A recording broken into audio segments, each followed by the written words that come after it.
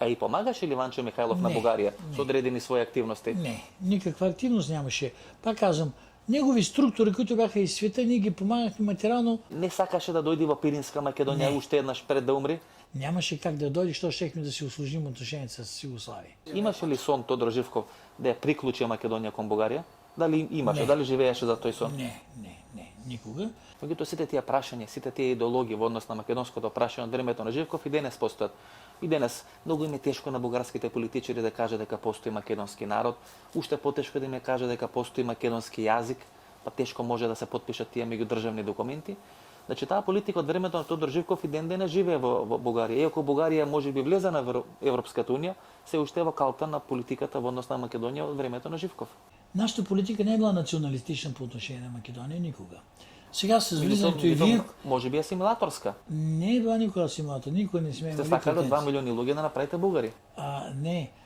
Значи, обратно, след по времето на Хрущов, когато се стоплиха отношения с Тито, тогава беше най-голяма заплахата Пиринска Македония. Тито искаше да я отдели от България и да я даде Македония. Това беше най-големият страх на Тодор Живков, да не би Кремъл да каже Пиринска Македония до Кюстендил я даваме на Тој некаде после 57-58 да, година. с 57-8 година. Значи Тодор Живков се плашеше дека може Да. Пиринска Македонија да биде приклучена кон Да, Македонија. тогава можеше и Хрущов това да го направи, за да си стопли отношенията с Тито.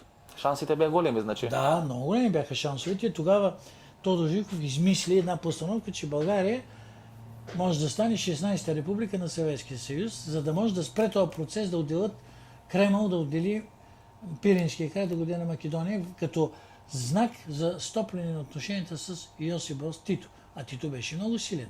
Бяхме на една крачка. Една крачка беше Кремъл да признае, че това население Пиринския край са македонци и да отдели административно. Нищо не можехме да направим. Ние не можехме на Съветски съюз да се противопоставим. Много слаби бяхме. Едва 1972 година, вече при Брежнев, този въпрос се свали от дневния ред на отношенията между България и Съветски съюз. Значи некаде 15 години постоеше, лебдеше во воздух таа опасност, дека Пиринска Македонија во времето Пред на Хрущов Хрущов беше най-силно. да може да се преклони кон СФР Беше Југославија. Живков беше много страх и при Брежнев 71-та година една среща в Воден, той плакал. Тодор Живков. Физически, да, не го казвам като поетичен образ, а е плакал. Каде е таа средба? Воден. Воден. Тук долу в северо-источна България има там една резиденция за лов. Значи во ловиштето Воден. Тодор Живков буквално плаче и го моли Брежнев да не се дозволи приклонување на Пиринска Македонија кон Македонија. Да не заемат такава позиция по националния въпрос, че това е част. Друга, че македонци е нация, която е различна, трябва да се противопостави на България и така нататък. В 1972 година Брежнев се върна в Москва и каза, по македонския въпрос повече да не се говори. Значи тоа е после таа средба меѓу Живков и Брежнев во ловиштето во Воден.